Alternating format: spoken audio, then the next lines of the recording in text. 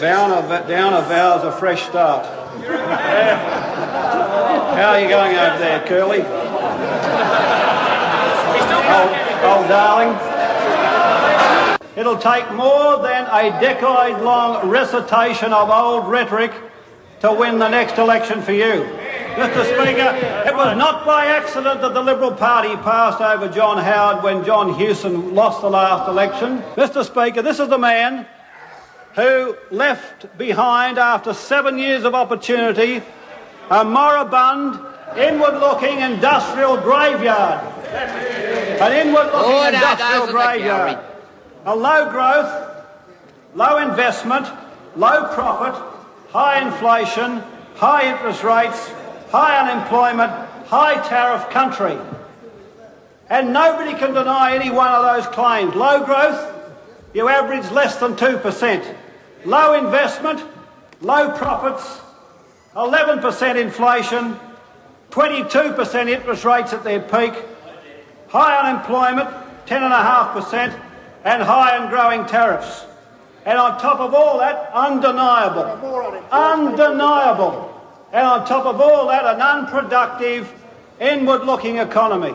The Australian economy today is 40% more competitive than when he was in office. And I'll tell you what else he left behind, Mr. Speaker, a criminal tax avoidance system. A criminally evaded tax base.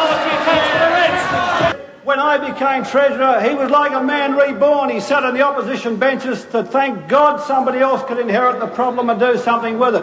And here it is, after 12 years of change, 12 years that has made us now the fastest growing economy in the Western world, with the lowest inflation rate on that combination. 12 years later, he brings his miserable political carcass back to the front bench of the Australian Parliament. Here he is, politically limping in like the Bishop of Autun, the Talleyrand of the Liberal Party, scraping his way back into Australian history, seeking to put his miserable politics. Mr. Speaker, what possible use in the modern Australia of the country joining the world, of its region for the first time in its history, of becoming an outward-looking country, of getting its low inflation, its high productivity, what possible use could it have for a man who described himself as the most conservative leader the Liberal Party has ever had? Mr. Speaker, when he was in government, less than 3 kids in 10 complete secondary school. Less than 3 in 10. Now it's on 8 in 10. Was the cultural policy, support for our arts and multimedia and CD-ROM and the information highway not about the future? Was APEC, building for Australia abroad, an Asia-Pacific Rim market, not about the future? And you're telling us you could have done it? You say in your tawdry, opportunist way that we have scattered out on families and small business. Yes, you believe in families. You arrogantly believe that you can speak for families as if there's something you know about families that the rest of us don't. Yet you believe, you say, in families, but you don't believe in family support. You don't believe in payments to low-paid families. You don't believe in the family allowance supplement, additional family payment.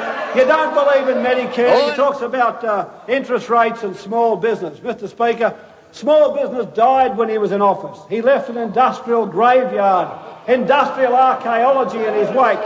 It was basically the old anvil industries of the pre-war years. They were watching them close in Alexandria and all the industrial areas across Australia. When he's had three policies in public life only. And I've been here with him his whole political life. He came in 1974. His 3 policies: income splitting for families to give income to the high income earners. That's one. Labour market reform, which is code for cutting the wages of people under $35,000. He opposed every wage increase since 1983 for the workforce. Every single one. That's the sort of Australia this conservative apparatchik believes in. And then, of course, this sort of morbid rhetoric, the sort of small thrifty shopkeeper gnarlishness with the red tape of government spending. So we've got all this anti-government spending rhetoric, but in his day he was the big spender. That's right. The big spender. Mr. 28.8% of GDP.